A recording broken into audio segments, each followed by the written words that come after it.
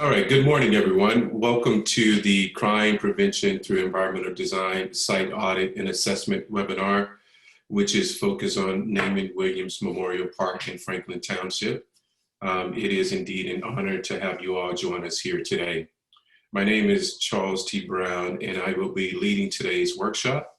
I am a senior researcher with the Voorhees Transportation Center and part of the adjunct faculty at the Edward J. Vossi School of Planning and Public Policy, both at Rutgers University.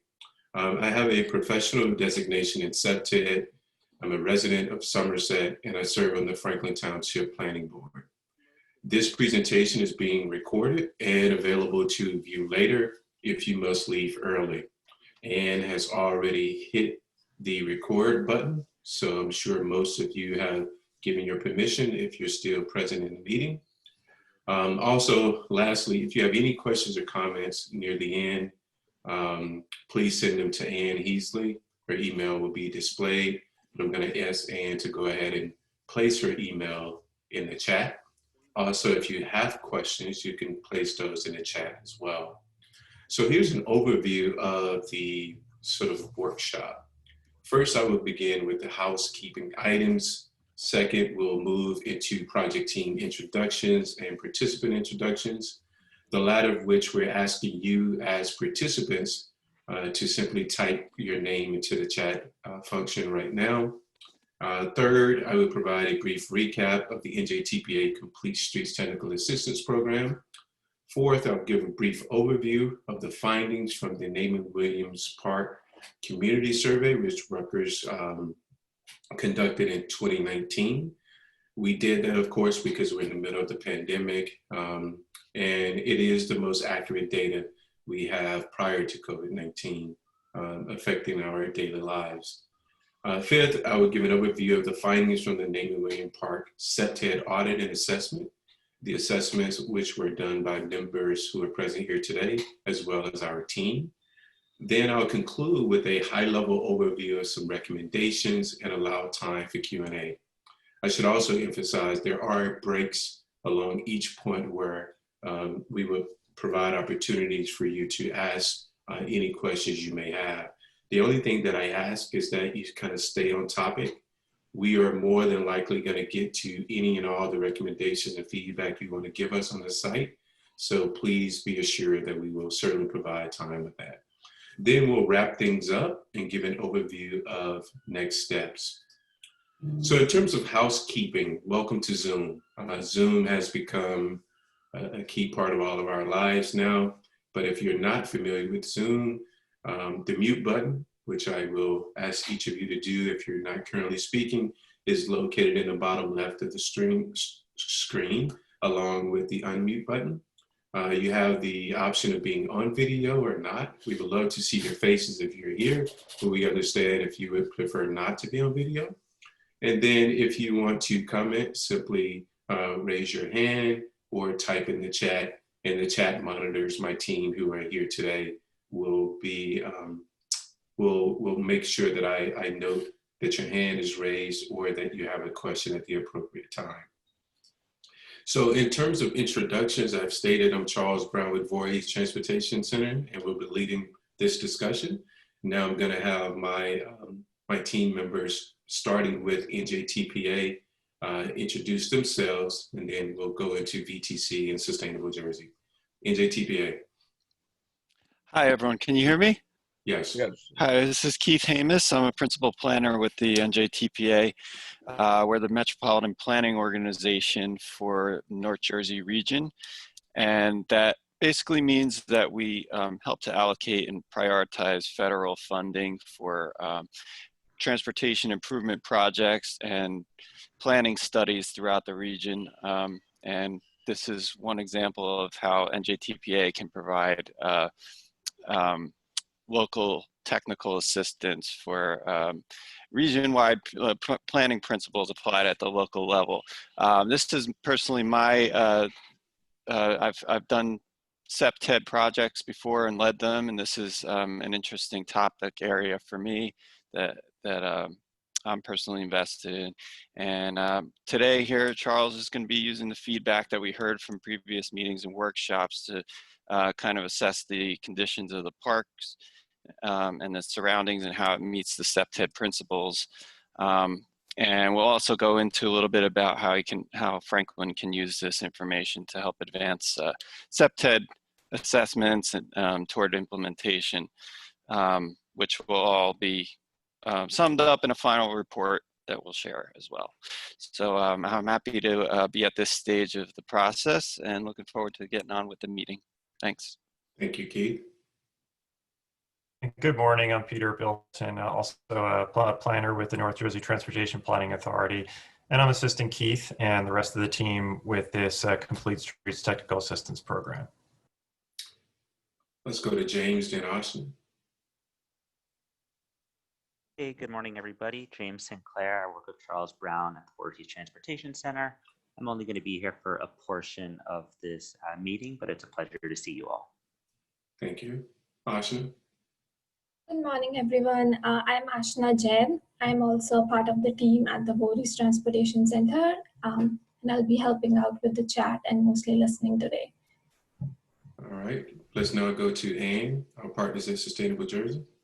Good morning, everyone. Ann Heasley from Sustainable Jersey, helping to facilitate this project. I did put my contact information in the chat, and it will be at the end, and you will be getting some follow-up emails from me at the end of the presentation. Thanks. Thank you, Anne. Now, to all the participants who are here with us today, again, we thank you. It would take a very long time to go around the room, so if you haven't already, please state your name in the chat. Also, let us know if you attended the first CPTED educational workshop or not, and feel free if you want to list your organizational affiliation or any affiliation in which you're identifying with today. As stated in the workshop overview, we're going to begin with an educational webinar recap. We understand that a lot of you were not available to attend the first workshop. So what I'm going to do is very briefly go through what was covered in that workshop, and then I'll conclude with time for quick Q&A. So let's begin with this brief overview of what took place in the August 2020 workshop. The August 2020 workshop included a CPTED it included a New Jersey Complete Streets Technical Assistance Program overview. We talked about the Naaman Williams Park project, background and purpose. We discussed crime prevention through environmental design, all three generations of it, first, second, and third generation. We had a brief interactive exercise where we took you on a photographic tour of the park and asked for your gut reactions to the park. Then we went into a breakout room to kind of discuss those more intimately with the participants on the call. And then we shared with you all the CPTED audit and site assessment checklist in hopes that you would take that and go back to the park and then conduct your own assessment of the park. When it came to the Complete Streets Technical Assistance Program overview, what we basically provided was an overview of the NJTPA Complete Streets Technical Assistance Project. And we stated specifically the reasons why Franklin Township was selected. We also shared that this program is sort of new, but not really. This is its second year. In 2019, we selected 9 communities. And in 2020, we had 8 communities. And Franklin, of course, is one of those communities. Then, because we call this the New Jersey Transportation Planning Authority Complete Streets Technical Assistance Program, we thought it would be important to emphasize and validate with literature the connection between complete streets, which are streets designed, operated, and maintained with all users in mind, and CPTED. So what we provided to those in attendance was evidence supporting this connection. And the connection was made across 4 different themes: active transportation, which is both biking and walking, trails, parks and open space, and then community engagement and leadership models. We then went into the project purpose, where we laid out why we're doing this CPTED. We discussed the project as well as the project task, which include the fact that we're developing a background technical memo, that we would have been hosting these webinars, which we're doing, conducting a two-phase CPTED audit and site assessment, which is what you'll see the results of today. We had hoped to go out and conduct a new community survey, but given COVID-19 and the restrictions placed on us by Rutgers as well as the governor, we thought it would be best to refer to the 2019 survey data that we have, which is the most accurate data we have to date. We pondered this idea of a CPTED municipal webpage, and then we talked about or shared with you that everything we're discussing here today, as well as the previous meeting, will be captured in a final report with recommendations. And so if you're not familiar with CPTED, really briefly, CPTED is defined as the proper design and effective use of the built environment that can lead to a reduction in the fear and incident of crime and improvement in the quality of life. That is the first generation CPTED, again, focusing on proper design and effective use. We then discussed second generation CPTED, which is not a replacement for first generation, but it is focused on community building and involvement to develop the community's self-policing capabilities, as people who are more actively involved in their communities are more likely to respond to an unacceptable activity in the area. And then we sort of concluded in the conversation around CPTED with third generation CPTED, which is a growing practice. But it is defined as adopting a holistic range of strategies addressing public health, sustainability, environment, and crime in order to construct truly safe and high quality environments. So in our assessment, in our final report, maybe not to that degree today, we're going to touch on first, second, and third generation recommendations, but wanted to give you a quick overview if you are not familiar with CPTED.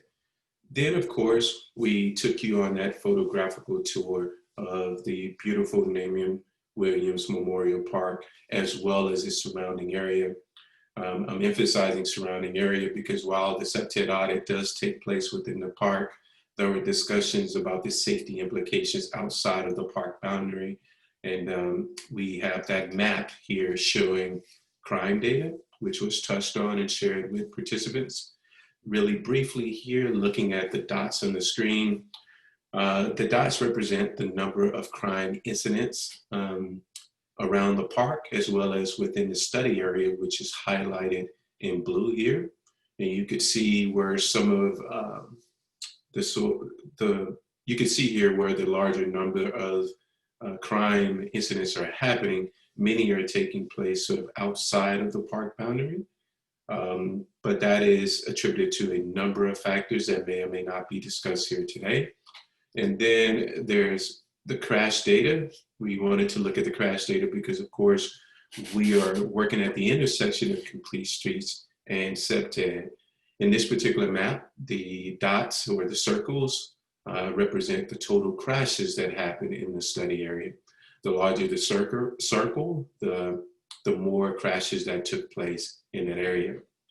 And because CPTED is about aligning resources effectively and efficiently to address these issues, we also provided you with a crime and a crash data hotspot map. And so what the hotspot does is say, if you have limited resources, or if you want to be more strategic in addressing the issues around crime and crash, because we've acknowledged a connection there, these are some of the areas where you could, as an agency, direct your resources. And of course, I stated we went into these breakout rooms. There were 5 minutes per team. We wish we had had more, given the great conversations that were happening. Those teams were randomly assigned. A lot of discussion took place, and then we had a report out. And then lastly, we provided you with this link, which was a Google document, which gives you an overview of how to conduct a CPTED audit and site assessment, because it is a checklist. Again, a number of you responded, and I'll be sharing the results from that today, but that's a brief recap of the CPTED educational workshop that took place a month or so ago. I would like to pause at this moment to see if there are any immediate questions about what I've shared. Other things will probably be addressed in the upcoming sections. Any questions? If you have a question, please type your name in the chat or type your question in the chat.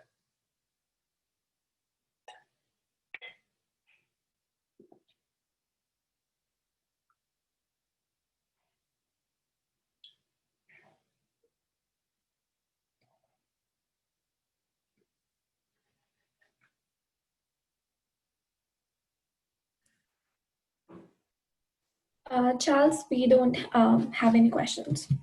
Great. Thank you, Ashna. Now what I'm going to do is go into the results of the survey finding. Yes. Chuck, yeah, we got one question from Andrew Wallace asking, what crimes does the crime data consist of? The crime data consists of all types of crime, both property crimes as well as crimes against person. We have a breakdown of that, and I'll have my team respond to that question, Andrew, in the chat. They'll provide you with, Ashna, please go ahead and provide Andrew with a breakdown of the different crime types that were captured. Yeah. Thank you, Ashna. Now what we're going to do, if there are any other questions, please hold those off. We're going to go through the community survey. So the community survey was a survey that was conducted by the Voorhees Transportation Center back in 2019. The purpose of the survey was to understand what the barriers were to people accessing parks in New Jersey. If you're not currently muted, could everyone please mute for me? All right, thank you. And here are the results from that. So the survey took place again in 2019. What we found is that it was an in-person survey, and we went to several parks throughout New Jersey. Naaman Williams Park was one of those parks. The ultimate goal was to determine what prevented residents from using the parks and open spaces in their respective communities. The picture that you see here is a picture of our New Jersey Ambassador in Motion program, which are graduate students that we employ to go statewide to understand the challenges to biking, walking, and being more physically active in the state. Here they're shown in a picture with representatives from Street Smarts, which is a program out of NJTPA. So in this survey, we had 30 responses. In terms of the breakdown of the people that responded, the majority were male. I think it was like 52 to 48%. The majority also fell into the category of around 45 to 54 years old. Most had a high school or some college experience. They were mostly employed full-time. Most of the respondents also were Black or African American.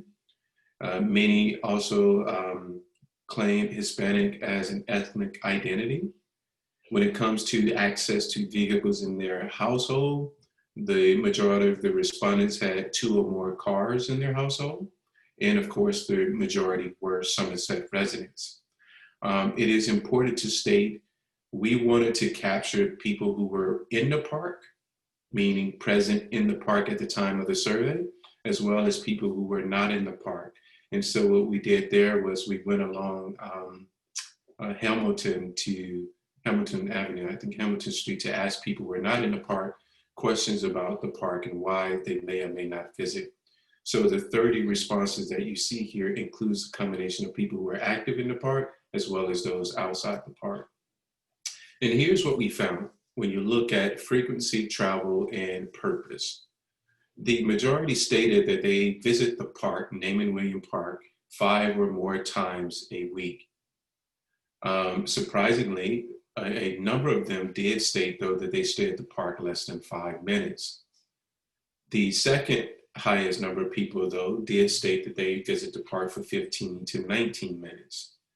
Of the 30 people that responded to the survey, the majority walked to the park, but they drive to the park when they can't walk.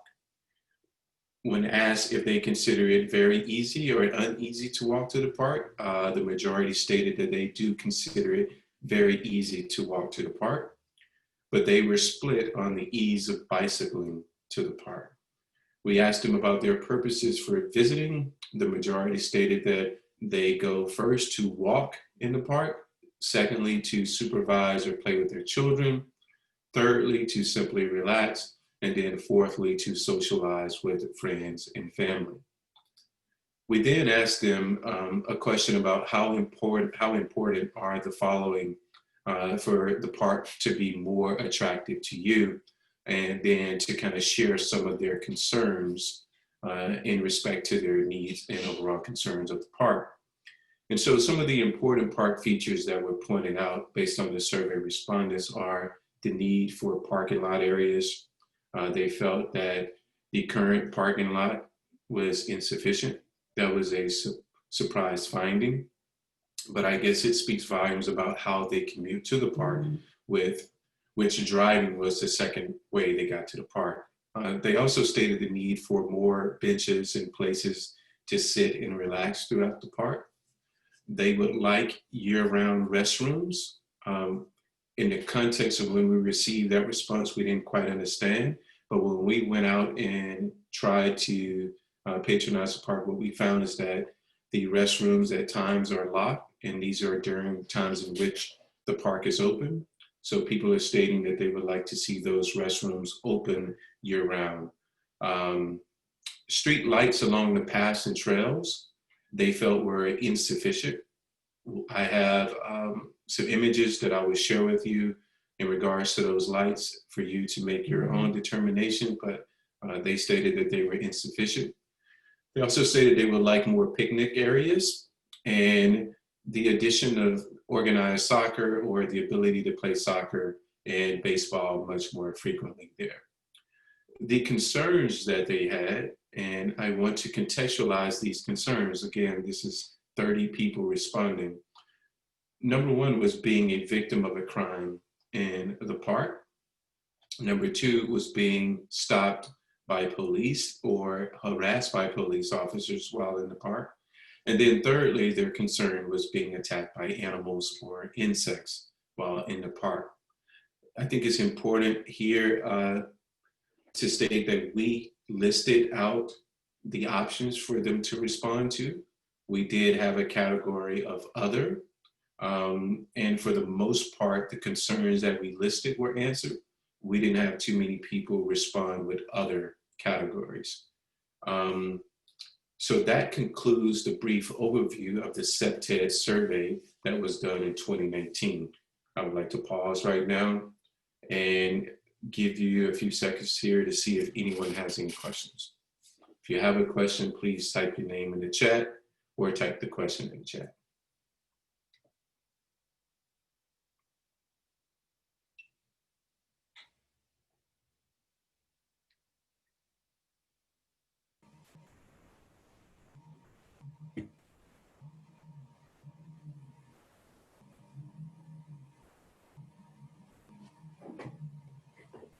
Yeah, there are no questions in the chat. All right. I see the questions, Ashna, okay? Yeah. Were there any COVID-19 concerns? Mr. Andrews, at the time in which this survey was conducted, COVID-19 was not an issue, was not a known thing at the time. This was conducted in summer of 2019. So at the time, COVID-19 was not discussed. We do have feedback from the more recent assessment, which is the next section that I'm going to go into and give an overview of. Thank you for the question.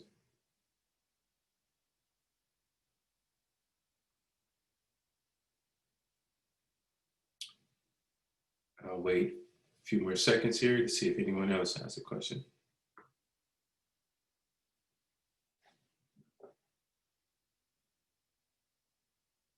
All right, I see Mr. Guy, Benjamin Guy, comparison of park. What are you comparing it to from standard? That's a great question, Benjamin. At the moment, we have the ability to compare the responses from that survey to other parks that we went to throughout the state.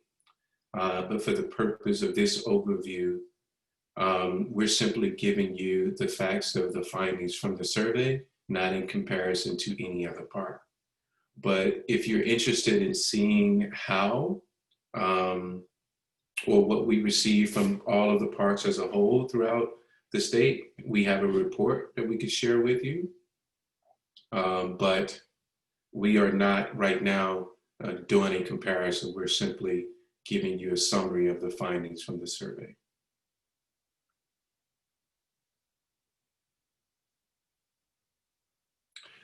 All right, now what we're going to do is move into the CPTED site audit and assessment, which we're referring to as part 1. So for those of you who, again, are new, what we did was at the end of the educational workshop, we provided all participants with a link to a Google document, which included sort of an overview of why CPTED is important, how to conduct the site audit and assessment, and we asked you all to send in your results from that survey. And what we found is this.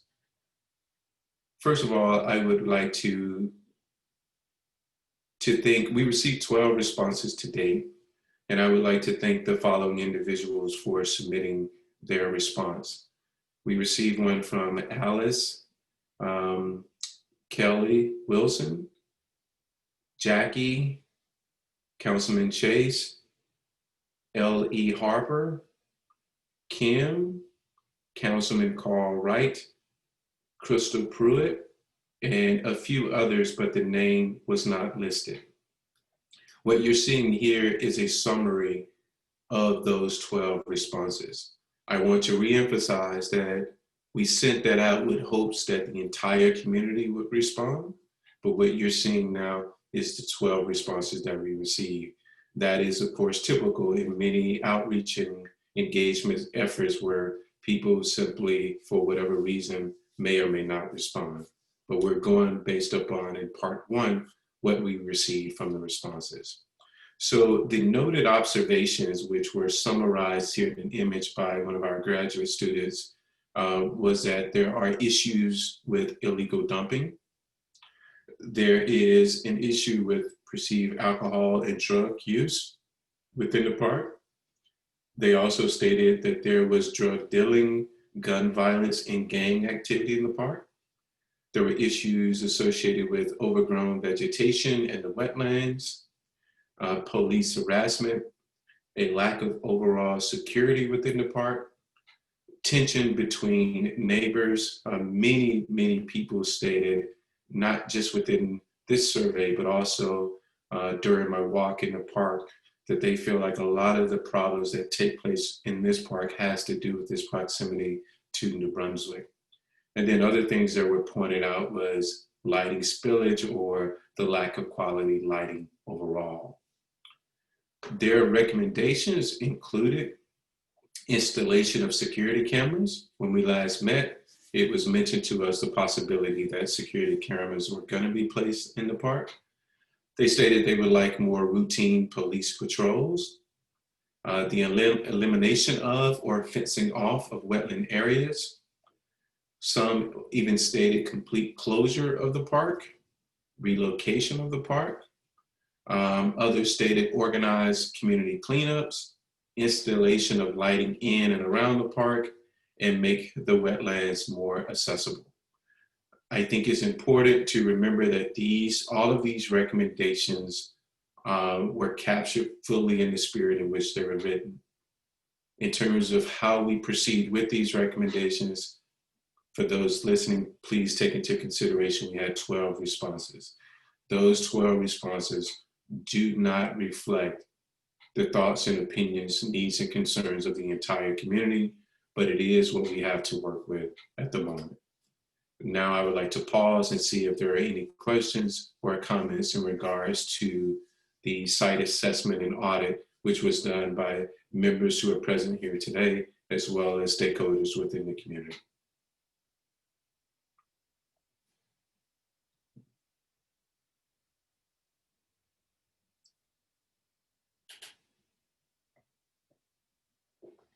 I'm monitoring the chat to see if there are any.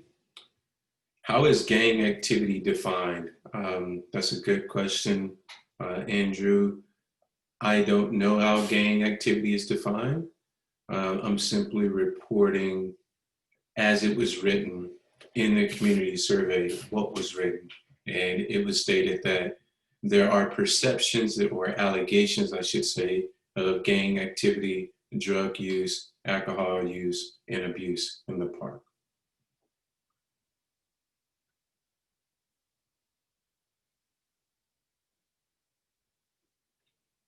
Mr. Guy asks, are kids being surveyed about this park since most of the kids use the park, the school, and other groups?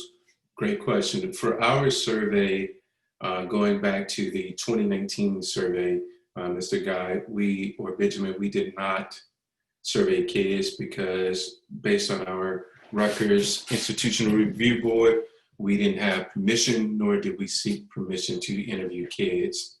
We were only able to interview adults, so their parents. When it came to the community survey, the assumption is the same because we were only working with adults who we provided the link to. I think it's fair to say that no kids were surveyed as part of this. Mr. Wallace wants to know, was the survey a list of responses? The survey included the sort of survey audit. If you're referring to the audit was a questionnaire, yes, in which we gave members an opportunity based on the different elements of CPTED, natural surveillance, image maintenance, etc. We gave them an opportunity to respond to a list of questions. So yes, their responses were captured based on what they put into the Google form.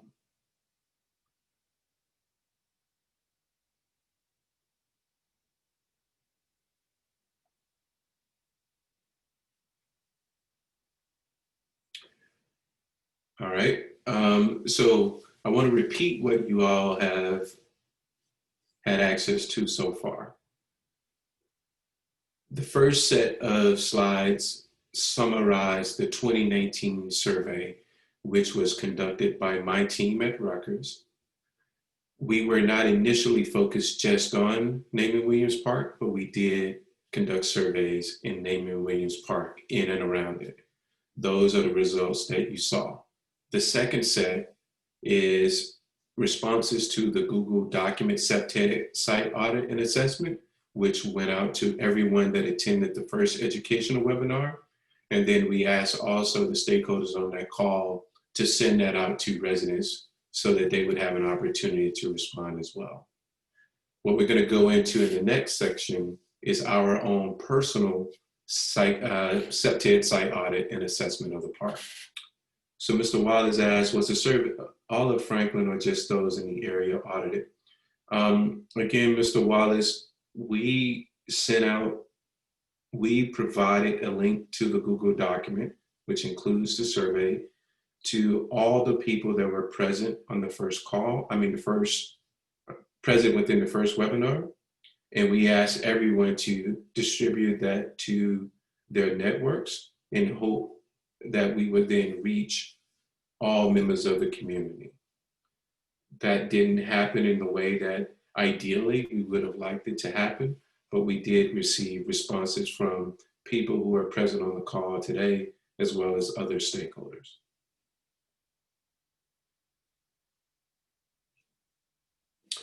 Now what I would like to do is move into the CPTED site audit and assessment, which is an overview of our own personal assessment and some of the recommendations we have for the park. Again, this section is different from the community survey because this was completed by us.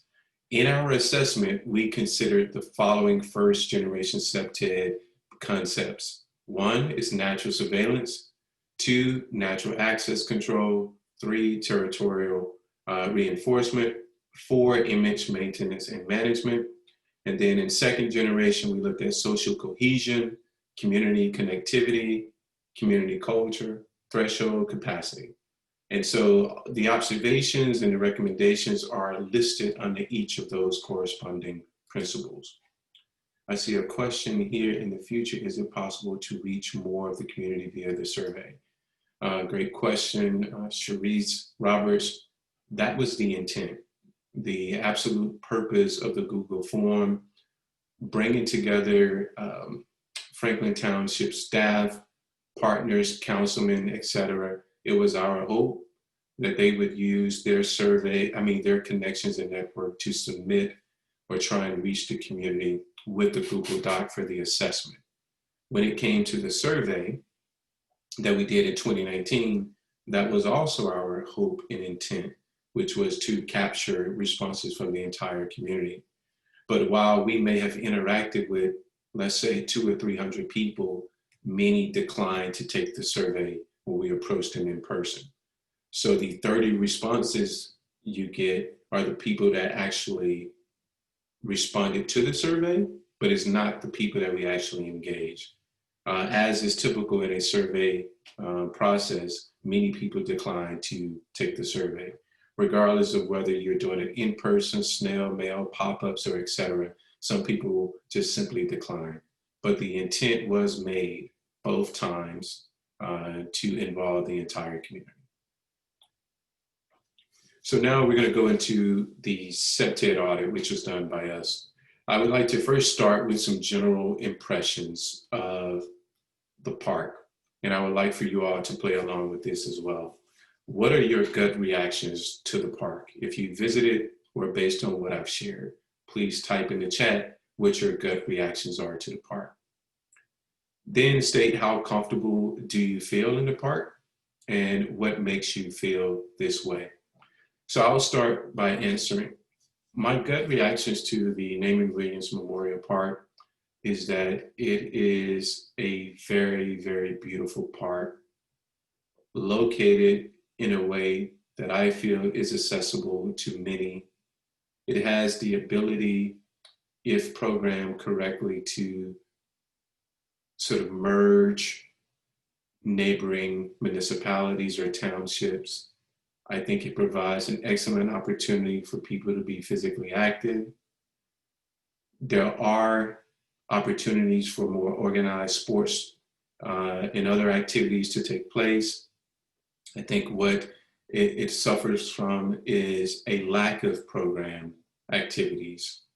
I also wish that the park was open during the nighttime at key moments. It doesn't have to be 24/7, of course, but there's an opportunity there to do some programming at night so that residents can come out and enjoy. That's my gut reaction, but that's also feedback I got while viewing this park. How comfortable do I feel in the park? I felt extremely comfortable in the park. I went there during different times of the day, and I felt very comfortable. There was a moment in which I felt a little uncomfortable, and I'll share that once I get to that section, but that was very minor for the most part. So others, please state. Lack of program activities is a question by Mr. Guy. What I mean, Mr. Guy, is that there are parks that you go to, for instance, that will bring in food trucks. Let's talk about food to surround the park to give residents as well as park participants an opportunity to, purchase a meal or purchase a healthy snack or some food or function within the park. There are events and tournaments that take place in different parks around the country. There are competitive events that take place among the children in some parks around the country. There are a host of other programmatic activities that could happen in this park, but those are just some brief reasons or brief examples. Here is a photo of the park as a whole. You could see that the park is located beautifully in this town. There's been a lot of development and redevelopment happening proximate to the park, but also off of Hamilton, where you could see off into the distance. You can even see the new growing or expanding New Brunswick High Line from the park. And there's been a lot of attempts at beautifying the park and making it a more enjoyable place for people to come to. And that was stated to me on multiple occasions by the people who were present within the park on the days that I went here. Their specific feedback was, again, if you had asked us about this park a couple years ago, we would say that we probably would never have attended because of the perceptions of crime that the park had on it. Nowadays, many people feel very comfortable bringing their children and their families to this park, but they wish there were more activities. Then there were times and questions about what is this park like at night? And so what I decided to do was go out to take some photos to let you all see. There's also, you're right, a community pool at the bottom. But here's how the park looked at night. So this is a photo of the park from last night. What I would like to draw your attention to first is the difference in the lighting. Within the park, you can see that it is well lit, but at the same time, there's a lot of glare from the park. Notice on the other streets, which there appears to be more LED lighting. There could be conversations about whether LED lighting should be present within the park. My recommendation is that it probably should be, but then it has to be done in a way in which that glare does not intrude upon the personal residents that are proximate to the park. So this is looking north towards New Brunswick. Here's a view now looking south. Again, you can see that many of the areas are well lit, but given the light that is present within the park, there are a number of dark spots. This isn't necessarily an issue because the park is closed during nighttime anyway. So one doesn't expect people to be active in the park, but from a crime standpoint, it doesn't help that there are dark spots with the lighting that you have present within it. So in terms of some of the comments, Sharice Roberts stated that my gut reaction is the park is dangerous due to its location. I used to enjoy talking to my youngest to play basketball, but I no longer do so due to the risk of danger.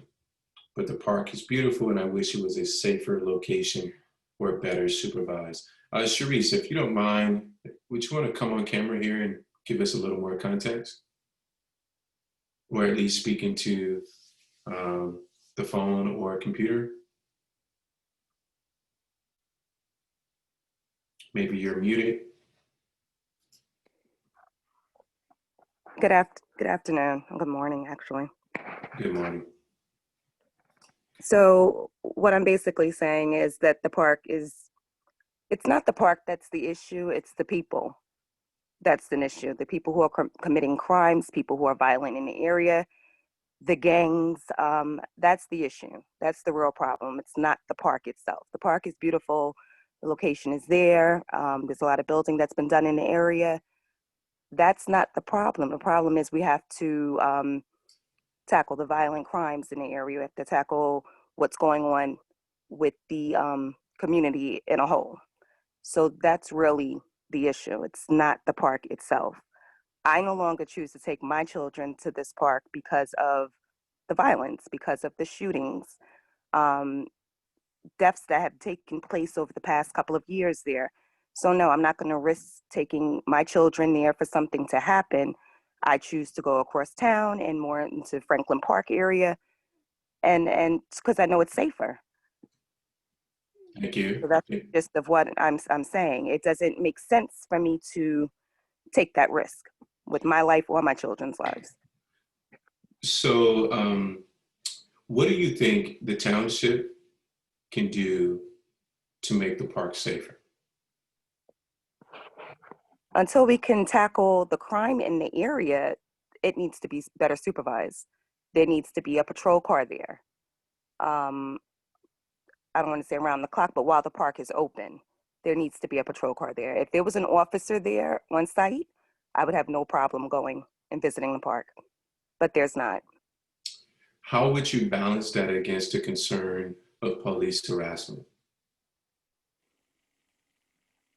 The concern of police harassment. Well, I mean, eventually the officers would get to know the people visiting the park. I don't see how they're harassing anyone. Where's the harassment coming in? I mean, I'm not blind, and I do know that harassment does take place again, you know, with police and people. But if you're there causing trouble, that's the only issue. I mean, I could see an officer saying something if you're there, if you're drinking, if you're using drugs, or if you're doing something that you shouldn't be doing. But if you're there visiting the park, whether it's relaxing or taking a walk or playing a sport, where would the harassment come into play? I personally don't see it. Thank you. Thank you so much for that. Benjamin, please come on, either on camera or at least unmute yourself and give us a brief recap of what you just stated in the chat. My opinion is just to comment back on Ms. Roberts' also comment is that the way you get around the harassment portion, and I'm not sure if you can hear me, but because I'm in the area where I'm in area-wise, but we can hear you fine. Okay, so the way you prioritize and the way you do what you need to do in that specific park and deal with concerns like Ms. Roberts is that the police has to be more, or they can't come in there and just be about just sitting and watching. They have to be a little bit more active in the park. So one of the things that I said all together and I pitched before was that if the police wants to be involved, they can have a police PBA initiative that they actually work with the community about to actually work on different initiatives to actually help out with the park, whether or not they're going to be working with the kids to put up the lighting in the park or something like that and showing people exactly what's going on, working with it, or sponsoring tournaments in the park with the actual kids that are actually there. Because if they're just seeing an officer sit there and they don't see a chance for them to communicate with them in a just a general facet, they're not going to talk to them because of just the tension that's been going on there in the area for the last 25 to 30 years. So this is nothing new. This is something that the town and the county have to commit to actually fix the problem at all. It's just a basic understanding of saying people in needs at all. The crime stats haven't changed or in the area or in the last 20, 25 years. It's nothing new. We all know what's going on over in the area. It's been there. So the question is when do you commit the dollars and cents to actually fix the problem? And that's really what this comes down to. So it's if the kids in the community understand that the dollars and cents are there to commit to fixing the problem, the community will rally around it and they will commit to actually fixing the problem. But when they don't see the commitment, they're not going to do it. And they know it already. So that's pretty much what this comes down to. Thank you. Thank you, Benjamin. Excellent. Those were some of the gut reactions that we wanted to kind of capture from the park.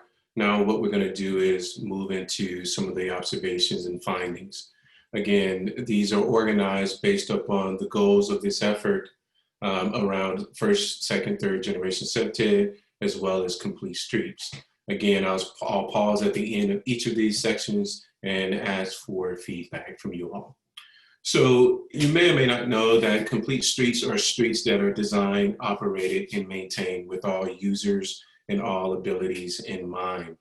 When it came to our assessment of Naaman Williams Park and the surrounding streets, one of the first things that we noted, and which was mentioned to us by survey people who were present within the park on the day of the shooting, not shooting, but the drone footage shooting, was that there's a lot of speeding that happens within the parking lot area. You can see here, based on my cursor, this is the parking lot that was mentioned as a place, as a place where the speeding happens. This is a concern for the parents because, as they noted, many of the kids are playing within these areas. If they're playing with a ball or chasing a friend, they may sort of dart out into the parking lot. So one of the recommendations by the parents was, okay, we have these posts here that are meant to prevent cars from coming into the parking lot, but maybe we need a low level fence or some sort of wiring between these posts to prevent the children from darting out into the parking lot. Because again, they feel that many people come into this parking lot speeding without any sort of care and concern for those present there.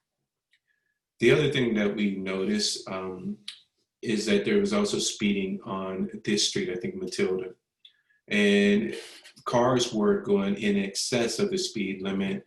I know this to be true because I had a speed gun present to clock the cars. I was there, I forget the exact time, but it wasn't rush hour. And probably every 3 or 4 out of 5 cars were speeding the day in which I was there. You also notice that there isn't any pedestrian accommodations. Many of the people stated that they like to walk to this park, but there is no sidewalk for people to walk there, nor is there any sort of bicycle accommodations. At a minimum, there should probably be a bike sharrow, and my staff can provide a link to what a sharrow is present on this street, but this street is definitely a concern for the parents and those visiting the park. Here's another view of that from a higher level. You can see again, there's no pedestrian accommodations to get you to and from or out to Route 1, which a lot of people do get there from, as well as the surrounding community. The other concern was this street. The name of the street escapes me right now, but the parents who I talked to in these homes along fronting this street stated that cars speed through there. I personally witnessed the cars speeding. This is also a concern given that cars are allowed to park on the street and the children are having to, of course, carefully walk out or in between the cars and then dart to the park. Many of the parents escorted their children, some as old as 10 years old, across the street to the park for fear of being hit by a car. They asked that speed bumps be included on this street to slow down traffic because there's a lot of traffic that was taking place. They're putting the children as well as the parents at risk. They also talked about the lighting spillage that's happening from the park. Maybe there needs to be a way to better orient the lighting towards the park as opposed to toward the housing. And one of the recommendations was, of course, LED lighting. This street also does not have any sort of bicycle accommodations. So from a complete street standpoint, given the narrow width of the street, perhaps a sharrow would be the best use. Then I want to focus your attention on the street here, which is in front of this facility, the senior facility. Again, a lot of speeding takes place even on that narrow street. The beautiful thing about this street is that it's narrow, but there was, again, a lot of speeding and concern by the residents in regards to that speeding. Then lastly, you can see here going back to the other street that there's a sign alerting people about their concerns with speeding, stating that, we have many children, but none to spare. Unfortunately, there's also a lack of maintenance here. The signage has graffiti on it and is being partially blocked by the overgrown trees. So perhaps maintenance crews can get out, or even the property owner can cut the tree here to let people know that the speed limit is only 25 miles per hour. There was some discussions too about the need to continue the sidewalk down the entirety of the street. Based on where the fences are located, it appears that the right-of-way is there. It's just a matter, many stated, of engaging with property owners to make sure a sidewalk is extended. That way, at a minimum, the people who live on that street can safely walk to and from each of the nodes via a sidewalk. Now we're going to move on to natural surveillance. So time check, there's 35 minutes remaining, and we're going to get through this, but natural surveillance is the placement of physical features, activities, and people in a way that maximizes visibility. So designing landscapes that allow clear, unobstructed views of surrounding areas. One of the positives right away is that you do have many homes fronting onto the park, providing the natural surveillance that one would need within the park. So that right away is one of the positives. Some of the concerns, though, was now the placement of these porta potties in front of the restrooms. The township knows the answer to this, I'm sure, but currently the restrooms at the park are closed, but the porta potties are open. The porta potties, unfortunately, are positioned in a way which block the surveillance of them. And we pretty much created spots now where you can't see who's going in or who's going out. And if you have children there, that is certainly a concern. So the recommendation would be to reorient those, the entrances to those porta potties to be consistent with the entrance to the restrooms that are present in the park now. That way people have an ability to see, again, who's going in and who's coming out in a way that feels safer to them. When it comes to the area near the senior center here, what we find is that there is natural surveillance from the building itself looking out into the park. You can even see some of the beautiful residents sitting here looking out into the park area as well. But due to this vegetation, which is beautiful landscaping, but it's not manicured enough, it provides a barrier for people to see across these different areas. And so there is an area of concern here where, given its proximity to where the children are playing, if a person had ill intentions in mind, this sort of landscaping that is not manicured as frequently as it should be provides an easy opportunity for a crime to take place. I stated early on that there was only one time in which I felt a little uncomfortable in the park, and that was when I got to this area around the gazebo. There were a group of young men who did not appear to be at the park for any reasons that were positive. I was approached, asked why I was in the park and why I was taking pictures. That was a little uncomfortable, or I could see how it could be uncomfortable for others. They also, based on what I saw, seemed to kind of dominate the use of that space. It didn't appear to be free and open to the other patrons of the park. It appeared that they had taken ownership of this area, and that was a concern. I also noticed that many of them were parking where you see the arrow, and they were walking back and forth to their cars from the gazebo to this area. This area is for visiting parking, this area is for residents, but they were choosing to park here. That is a concern, again, because of the lack of maintenance of the landscape areas and the fact that they didn't appear at all. And I was trying to be as objective as possible to be there for park business. Instead, there were smells of marijuana and other things that were present. So consistent with the comments we've heard from some of the residents today, there needs to be additional monitoring of this area. Perhaps law enforcement walking the path, but also the addition of a camera. And I know it's very difficult to enforce who is parking at the senior site, but there must be attempts there to restrict people who aren't visiting or who don't belong there from parking there. That is certainly a concern. Then as we move further around, there's a lack of natural surveillance in this parking lot, especially as it relates to the residents who live nearby. This overgrown vegetational wetland area, we understand that it's wetlands, but it could be sort of trimmed in a way that provides for more surveillance in and around these bushes. Here's another view of that. Again, you can see the encroachment of the wetland areas. And we have some recommendations on what could be done there, but again, it continues to be a problem. Here are other photos. And I want to give you a little more perspective here. This photo sort of captures both a young woman walking near this area as well as a family here in the back.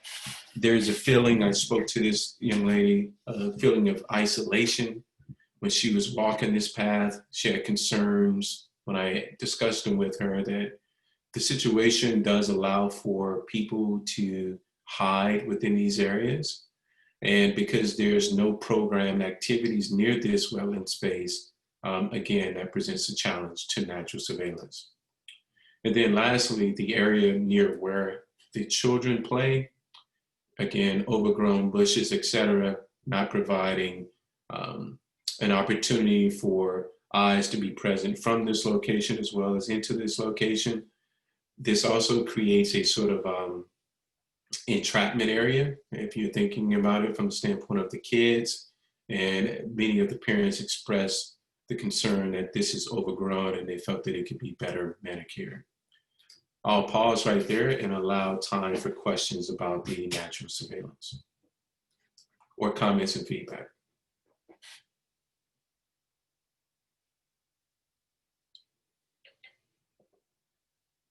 So there's a comment that their amenities should be clearly lit with LED lighting. Rodney said that there is some loitering and illegal parking in the senior building parking lot. Yes, that is definitely true, Rodney.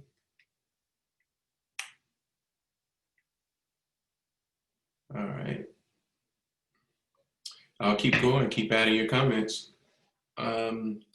When it came to natural access control, what you want to seek with natural access control means controlling access to a site. It can be controlled by ensuring entrances are visible, defining entryways, highlighting the main entrance, marking public walkways, paths, and installing a wayfinding system. What you notice right away is that natural access control for this site is done via the position of the roadways, but also via the low fencing area. Here are the entrances, and while the entrances are clear to those who are familiar with the park, I think they could be better highlighted. Some signage, some wayfinding signage throughout the site will be great, as well as, again, highlighting those entrances. Here, again, you can see that natural access control is certainly a positive on this side. But as we get closer to the senior building here, we notice again, this area could be better highlighted to state that this is an entrance to the park. And again, the lack of wayfinding signage. On the other side, here's an entrance, but this entrance, if you are not familiar to the park, you don't even know that this exists, that this parking lot is located there. So ideally there would be signage, a map letting people know where the different parking areas are, and again, highlighting those entrances. It could be that the people who stated they wanted more parking were not familiar with the fact that there were multiple places to park in and around this park. Then lastly, again, here's the other entrance more clearly here. As you're coming off of these streets, one may or may not know that this is an entrance, but you can very easily drive by it. Again, providing more information to those driving and walking to the site that these are natural places to enter the site. Please place your questions and comments in there. Kenneth said, if you add other activity location near the gazebo, such as community garden, courts, golf could provide more eyes on it, correct? Walter asked, does Township Police use drones for any surveillance? We do have Township Police present. Would you like to answer that question, Lieutenant?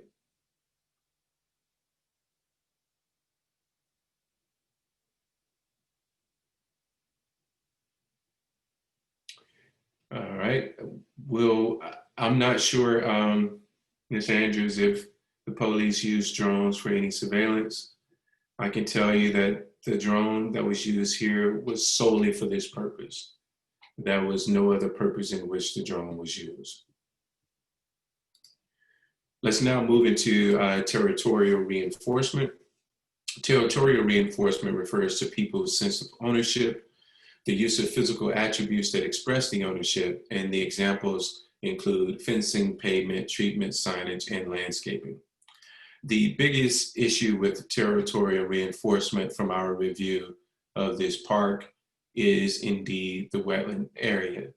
The wetlands area came up probably more frequently than anything else other than crime. And so what we wanted to do was provide you with a series of pictures that illustrate how other parks across the country are addressing their issues with wetlands while at the same time protecting them. And here's a photo. Here's one idea of what could be done within this wetland area to open it up and to allow more natural surveillance and eyes on the activities that are happening there. Of course, some of you may have concerns that this will lead to more criminal activities taking place. Again, it's all in a matter of how it's designed, and it's also a matter of how it's enforced, whether there be cameras, whether there be patrolmen, whether the community takes ownership and also patrol themselves. But this is one way definitely to open up the wetlands to make it more accessible for the residents and to also increase the walking path.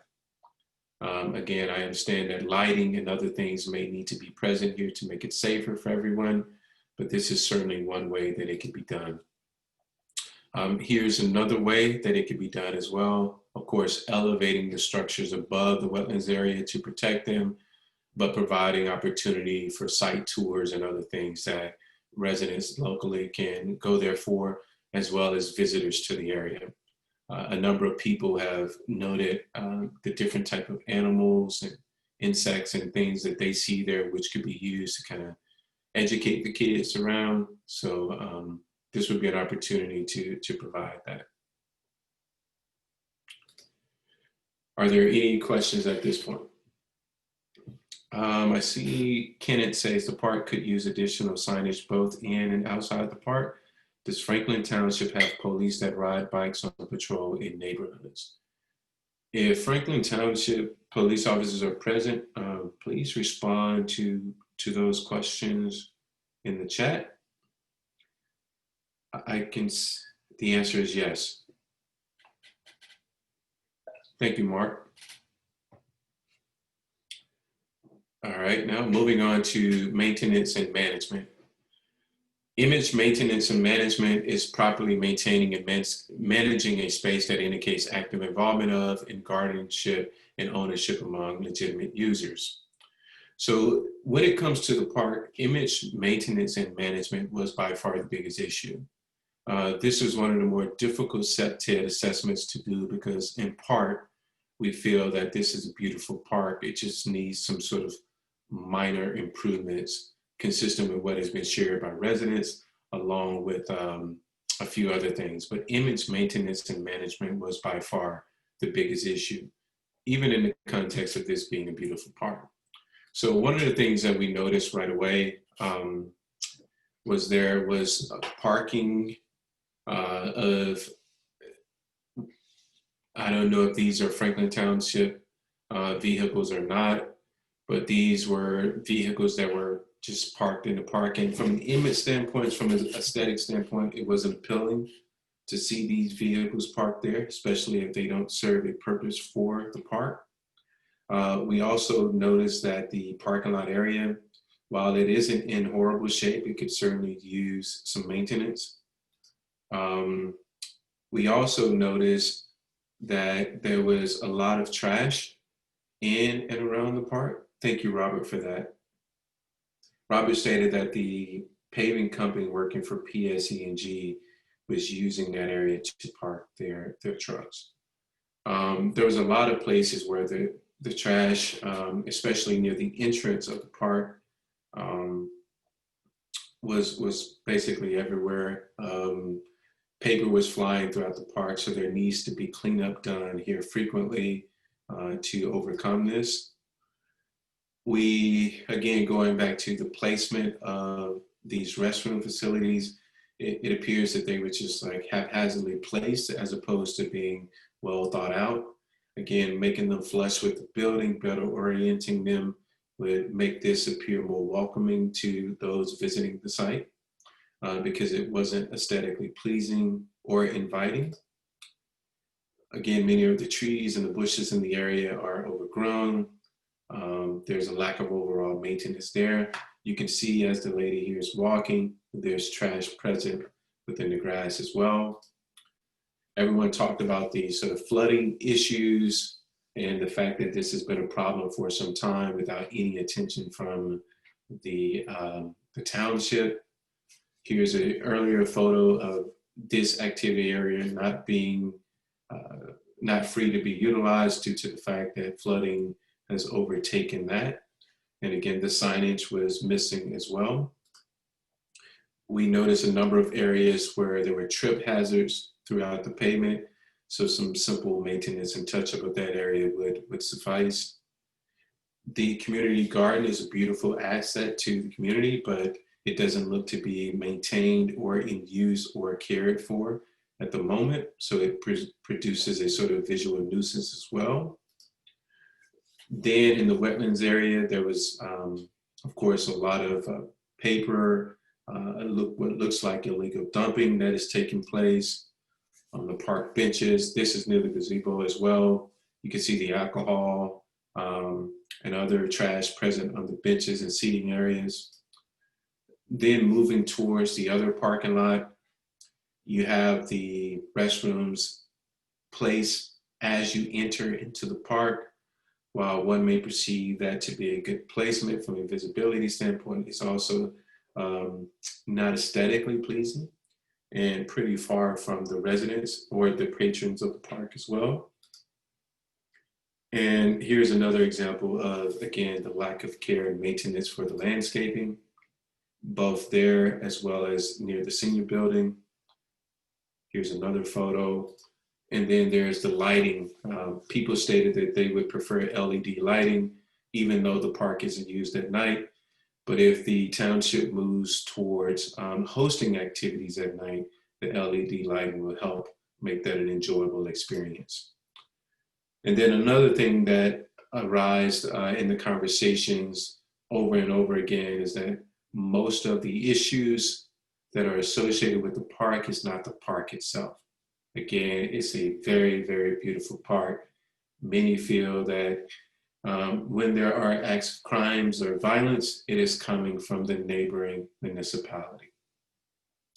And so what we recommend there is the promotion and the encouragement of social cohesion, which is enhancing this sort of mutual respect and understanding in the community, along with an appreciation for its diversity and differences, providing more opportunity for community connectivity, that is providing opportunity to strengthen the resident relations, building their ability to develop partnerships both within and with external organizations and residents. There also needs to be an advancement of the culture here, given the richness of Somerset as a whole, but also this particular park and the residents around it. This park really felt cultural-less. It didn't feel like you were in the middle of a beautiful sort of conglomeration of people, culture, races, ethnicities, etc. So people would kind of like to see that more present within the park, whether it's through the offering of food, program activities, or etc. And then many people felt powerless in regards to bringing changes to this park. So there needs to be a greater measure or goal towards inclusivity, which is where the communities feel like they're stakeholders and have an active part in the process. I've given you a lot there. So now I'm going to just pause and ask if you have a question, comment, or response to please mute yourself and come on camera. Unmute yourself and come on camera.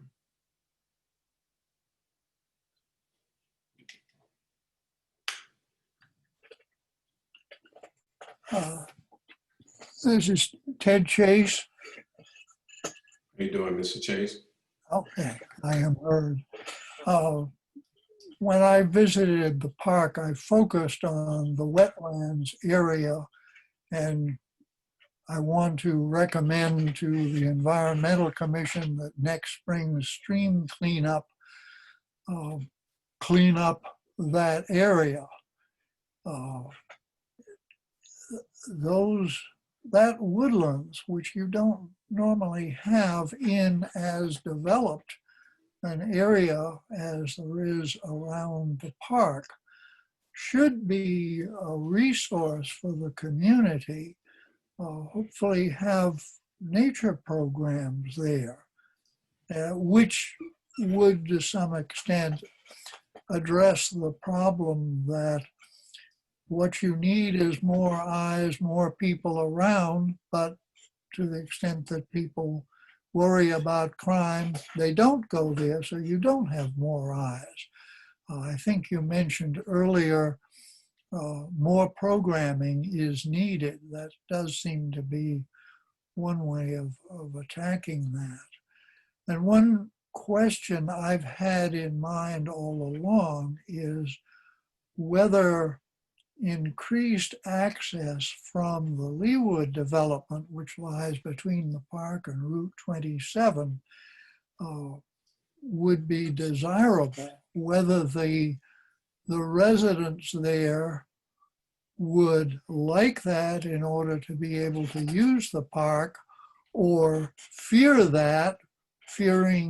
that crime from the park might spill into their neighborhood. I've tried, well, at least I've asked, can we get some presence of Leawood people in the CESPID investigation? I don't know that there's been any, but those are people that should have an interest in the park one way or another.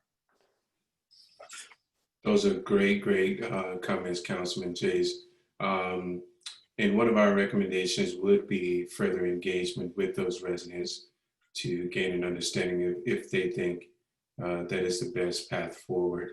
I mean, our recommendation would certainly be that access is provided to them from the standpoint of more eyes on the street. I think if you have more eyes on the street from both sides of this park, of course, you would expect to see a decrease in criminal activity there, especially combined with all the other recommendations that are being made. But I do think it warrants a discussion with those residents. We didn't have, as part of this process, outside of the community survey form that we sent to all the stakeholders showing this call, an opportunity to engage with them one-on-one.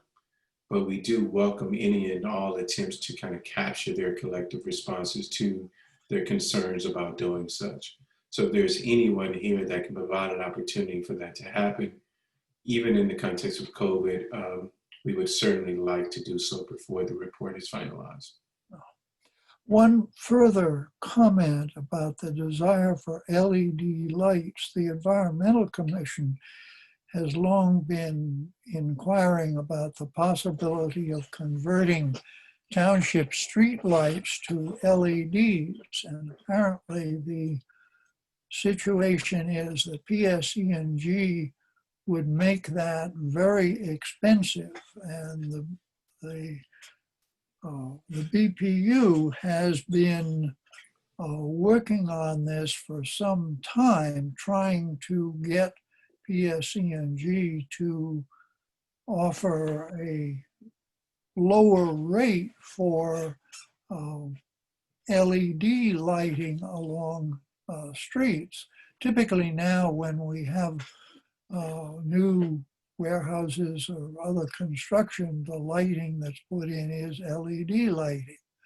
Now, I don't know whether the lighting in the park, it should be township lighting, but whether we'd have the same problem with PSE&G, I don't know. I rather suspect that we would. Thank you for that. And I mean, if everyone is looking at the photo here now, you could sort of see the difference in the level of lighting based on those that are LED and the other lighting. So Yeah. it definitely makes a difference.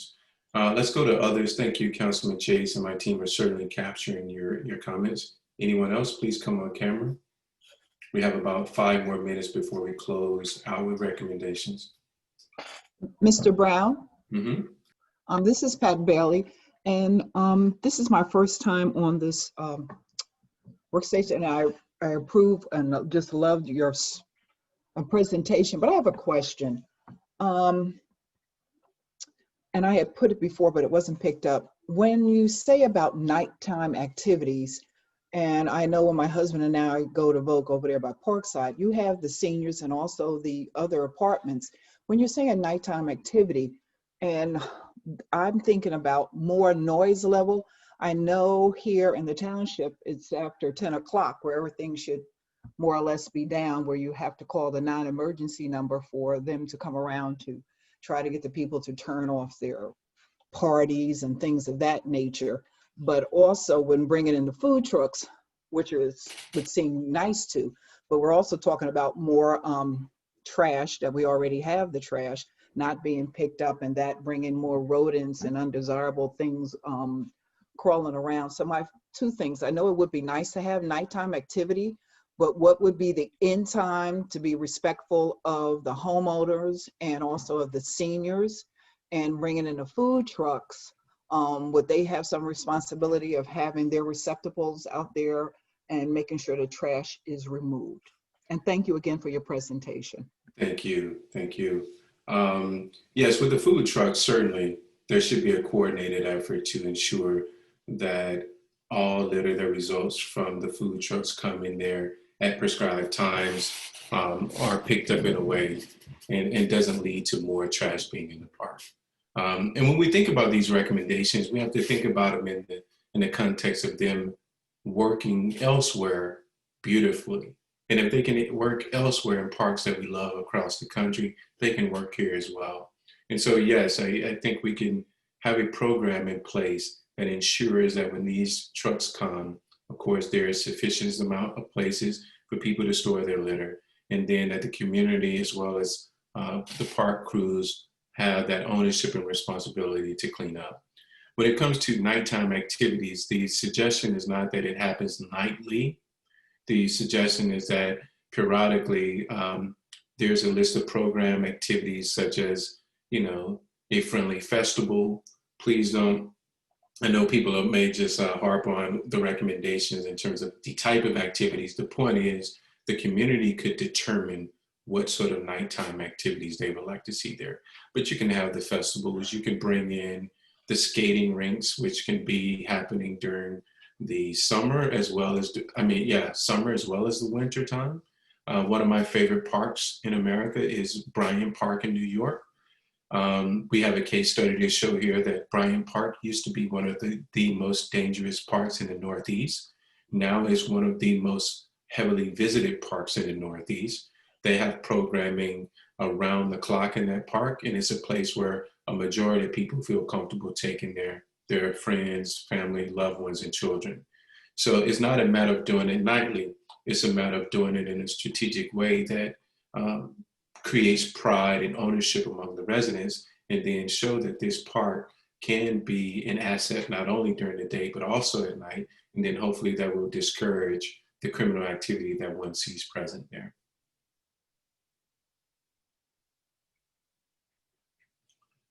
Thank you. Any other questions, comments, feedback? We have 5 minutes remaining. Charles, this is Keith. Great presentation. I was wondering if you could leave folks with a little bit of guidance on how to assemble a team that can look to advance CPTED and move these recommendations forward and keep a lasting group that can talk about assessing other places in town or moving their recommendations toward implementation. Certainly, Keith. Absolutely. I was going to close with that. My goal was to right now and make sure that each person that was present had an opportunity if they wanted to speak up at this point. Okay, sorry to jump the gun. Yeah, I know you thought I had forgotten, did you? Yeah. All right. Hearing none from the residents, I will close with what Keith is saying, and perhaps if there is a remaining question at that point, Keith, then they'll comment. So, yes, hello, yes, this is Andrew Wallace. I got a few questions. I actually missed the last portion of it. I had another meeting I had to go to. I have a question. What's the current requirements and permit cost to host anything in the park currently? I don't know that. I don't know the answer to that, but I'll have. Go ahead, sir. You want to respond to that? It's Bo Burtis, Recreation Superintendent. So it kind of, Andrew, it kind of varies on the specific event that you're talking about, and we can catch up offline. And I'll shoot you a chat with my phone number. It varies whether it's a large sort of open community event versus a field rental for, say, a softball game or a softball league, and then there's resident and non-resident responsibilities. But I'll send you over in the chat my phone number and give me a call, and I'd love to walk you through all that. Thank you. I would definitely appreciate that. And then as far as comment-wise, I'm very concerned about the intentions of I guess the redesigning and of what we're looking to do in the park. Because the last thing I would want to see is the current residents that actually live there next to that park, you know, get pushed out due to any kind of aggressive policing or anything in regards to tax hikes or anything like that. That is understood, and for context for you, I would want you to know that personally, I am recognized nationally for equity, concerns about gentrification, displacement, and things of that nature. I certainly understand and respect. I'm also very, cognizant and aware of the issues associated with increased enforcement in minority communities. That is also something that we're balancing here. And we just want you to know that we are certainly taking all of that into consideration. Okay. I got one last question real quick. This will be the last one because I want to make sure you guys get the final here. All right. Yes, all right. yes. So I got one question, and it can be taken care of offline, but I just want to ask the question is that from the developers, because I know the council people and the council people and the developers have certain regulations and rules, and there's certain things that spill over because of the park jurisdiction between Leawood and also RPM doing development in the area. What is sort of the recommendations that's going to come out of this from what should be done from the developer side that have a buy-in from a real estate standpoint, but also from the community side on what's going to come out of this altogether, because some of these developments were just done already, and some of the residents have been complaining about security issues on their buildings for a long period of time frame, which spills over into the park. So how would that actually be balanced, or what the recommendations will be done going forward at all? Who was speaking? Was that you, Andrew? No, that was Mr. Guy, Benjamin. Mr. Guy, Benjamin. First and foremost, Ashna, please drop the Google Doc link so that everyone that's present here today can have access to the Google document, which gives you the ability to comment and do your own CPTED assessment of the site. Mr. Guy, please do us a favor and share that with any and all people you know in and around the park so that we can capture their opinions in that survey. We will keep it open for another week or two to allow everyone to comment. So please share that. And again, Ashna is going to drop that into the chat ASAP. When it comes to the development and other stakeholders who have a say in what's going to happen in and around the park, that leads us into the need for Franklin Township to institutionalize CPTED.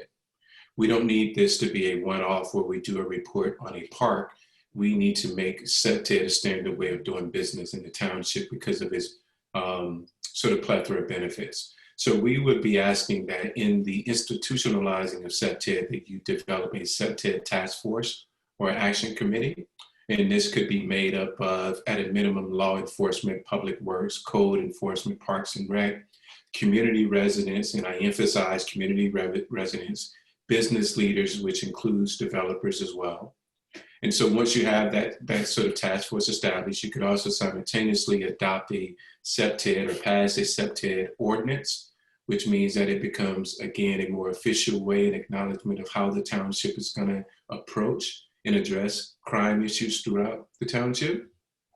Other towns have done it as a resolution. Our recommendation here is that it becomes an ordinance. We have council persons present on the call today, so there's an opportunity for them to champion both of these ideas. By doing that, which is shown as evidence across the country, you will be fully incorporating CPTED into your planning processes, your development review. You just stated about their development happening, which in many ways is not necessarily addressing crime, but maybe perpetuating it. If CPTED was a part of the planning, development review, et cetera, these processes and checklists would be established to make sure that doesn't happen. We're also going to give you a series of innovative programs that people are doing, from movies in the park at night, which is one thing that could happen, to this case study on Bryant Park and how they improve safety there.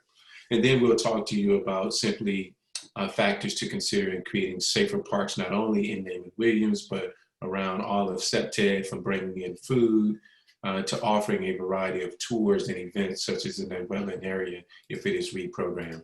And then lastly, a lot of people had concerns about illegal park dumping, et cetera, and we're going to provide you with strategies on how to address that. One of the most recognized strategies is to simply increase the risk of people getting caught, and to reduce the rewards by providing them with access to information of other places throughout the township where dumping materials are actually legal. And then lastly, people may have concerns about the potential for people to start living in the parks. We're going to give you strategies on those as well. So that sort of concludes the presentation. But if there are any closing comments or questions, please come on. And I'm going to then turn it over to Ann and to kind of close us out, or Keith, if we don't hear from anyone from the public.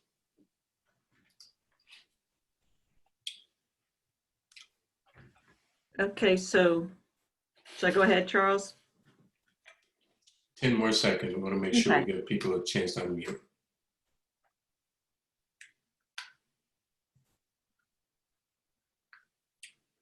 All right.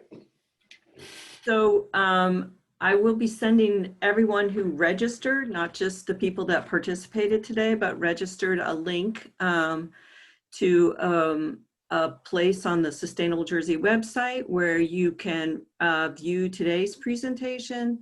You can also download the this presentation as a PDF, and then also gives you a link to where you can provide comments on today's presentation. And I know that Ashna put in the chat the link to the Google document.